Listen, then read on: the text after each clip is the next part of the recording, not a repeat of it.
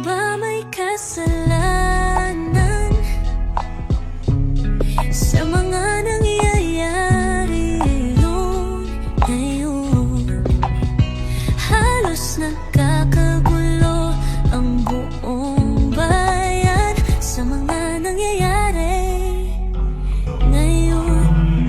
Sino bang may kasalanan na dapat paparusahan? Kami bang sasalo sa ginawa niyong kasalanan? Kami na nga ang biktima habang kayo'y nagpapakasaya sa pondo ng Pilipinas. Inyo nang ibinusa sa lokal man o senado, pati na sa kongreso sila umaasenso. Ang pinuno sa palasyo habang lubog sa baha.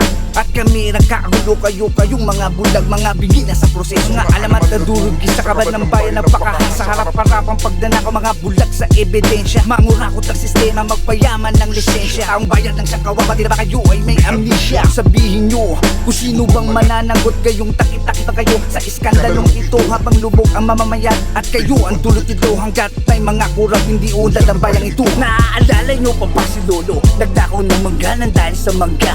Ikinulong na siya, si nanay na nagdakaw ng isang dilata, pinakulong with bag shot, pinakilala sa madla. Mga politikong abusado, sa pwesto ay maluho, mga demonyong akusado. Wala kahit isang litrato, kahit ubos na ang pondo, tuloy pa rin sa bisyo, totong pangungurakot at sa kaso ay atwelto. Ganito kalina ang selective justice system ng Pinas, batasay sa mahirap at walang hustisya. Habang silang nakaupo, harap-harapang nagdanakaw, hukuman ay bulag, takit-takiban ng mata. Kaya ganito sa Pinas, pera-pera ang sistema. Kapag isang kahit isang tuka, ikay basura, mga tuka sa paningin, pero nagbabayad ng buwis sila, silang nakaupo. Nilulustay ang buwis sa ray ko. Tingin ko, salamat sa enerhiya nyo lahat.